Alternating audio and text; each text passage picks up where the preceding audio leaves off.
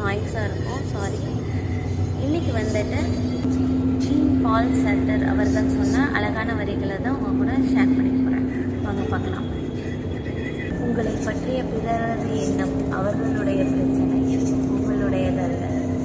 கண்டிப்பாக நம்மளை பற்றி ஒருத்தர் என்ன நினைக்கிறாங்களோ அது அவங்களோட பிரச்சனை, நம்மளோட பிரச்சனை கிடையாது.